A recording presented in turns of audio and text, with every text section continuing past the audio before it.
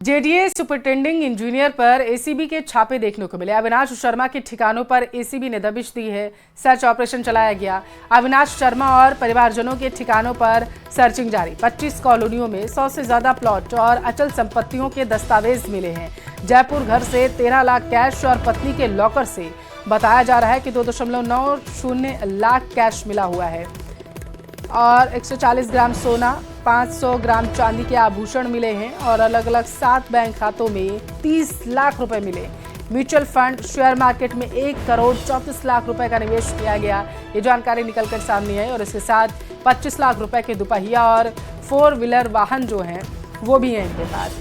ज्यादा जानकारी लेंगे, संवाददाता हितेंद्र हमारे साथ जुड़ चुके हैं। हितेंद्र, एसीबी ने सर्च ऑपरेशन चला रखा है, दस्तावेजों में क्या क्या मिला है?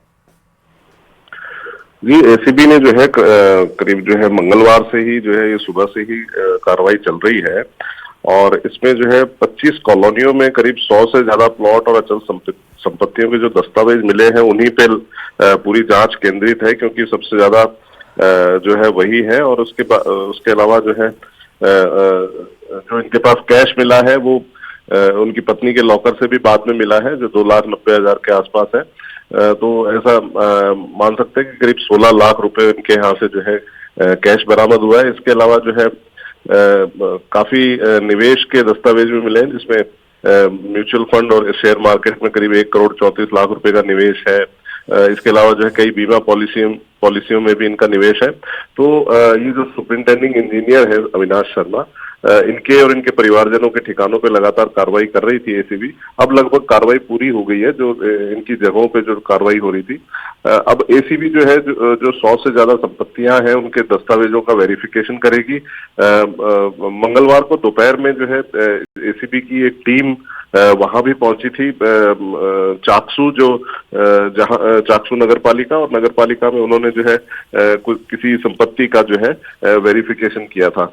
इसके अलावा जो है तकरीबन 12 ठिकानों पे लगातार जो है ये कार्रवाई की गई थी और जो उस दिन कार्रवाई शुरू हुई थी मंगलवार को, वो करीब 7 ठिकानों से शुरू हुई थी, जिसमें उनका दफ्तर भी शामिल था, उनके जो है निवास जो हिम्मतनगर में निवास है वो भी शामिल था। ठीक है हितेंद्र, आप नजर बनाए रखिएगा, बहुत शुक्रिया जानकारी पहुंचा। संभल में होली और जुमे की नमाज को लेकर प्रशासन अलर्ट है। सुरक्षा को ध्यान में रखते हुए प्रशासन ने संभल के उन तमाम मस्जिदों को तिरपाल से ढकने का काम शुरू कर दिया जहां से होली का जुलूस निकलेगा।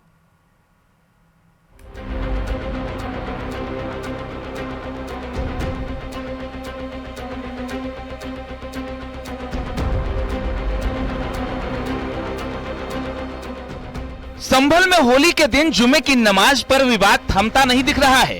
पहले संभल सीओ अनुज चौधरी, फिर सीएम योगी और अब संभल डीएम राजेश पेसिया की अपील को जामा मस्जिद प्रशासन दरकिनार करता दिख रहा है। होली के दिन जुमे की नमाज पर जामा मस्जिद के सदर ने प्रशासन के 2:30 बजे नमाज की घोषणा पर सवाल खड़े किए हैं।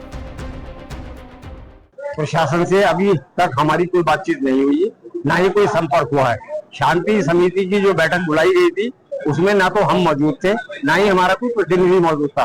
अभी हमने किसी तरह का भी कोई बयान इस तरह का नहीं दिया है कि नमाज शाही जामा मस्जिद संभल में किस वक्त होगी। इसके बारे में हम अपने उलेमाओं से, धर्म गुरुओं से बातचीत कर रहे हैं।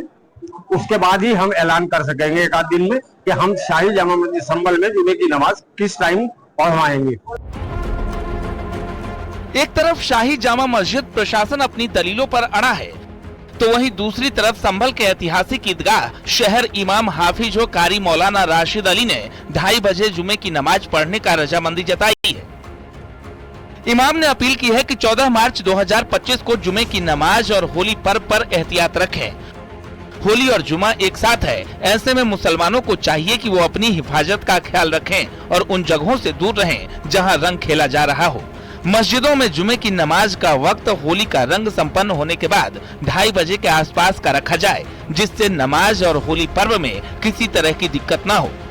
संभल में ही मुस्लिम धर्म गुरुओं की जुमे की नमाज पर अलग अलग बयानबाजी हो या फिर शाही जामा मस्जिद प्रशासन की अपील को मानने से इनकार कर रहा हो, मगर दारुल उलूम देवबंद और मुरादाबाद के मुस्लिम धर्म गुरु प्रशासन की अपील पर अमल करते दिख रहे हैं। अपील ये है मुसलमानों से कि मुरादाबाद में जुमे की नमाज जुमे के जामा मस्जिद में इंशाअल्लाह 2:30 बजे अदा की जाएगी। आप हजरात जो दूर से आने वाले हैं वो मेहरबानी करके अपने मोहल्लों की मस्जिद नमाज पढ़ लें, क्योंकि रात समय कोई कलमा होली का रंग न पड़े जिससे कपड़ों पे आपका खराब हो। एहतियात के तौर पर दूर से आने वाले नमाजी बगैर जामे मस्जिद के अपने मोहल्ले में पढ़ ले।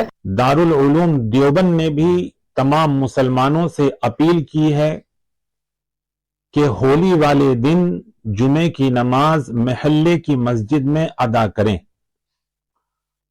और बिना जरूरत घर से बाहर निकलने से बचें। दारुल उलूम देवबंद ने यह भी अपील की है कि हमारे हिंदुस्तान की जो एक पहचान है, जो एकता की पहचान है, उसको कायम रखें। होली और जुमे की नमाज पर भले ही शाही जामा मस्जिद कमेटी पहले वाले वक्त पर अड़ी हो, इसे लेकर प्रशासन मुस्तैद दिख रहा है। संभल के डीएम ने एक बार फिर अमन और सौहार्द की अपील की है। संवेदनशील स्थल हैं और 64 हमारे मेले और जो मेलों में जो जुलूस होता है और शोभा यात्रा है वो निकलेगी और मेलों की संख्या कुल 16 है।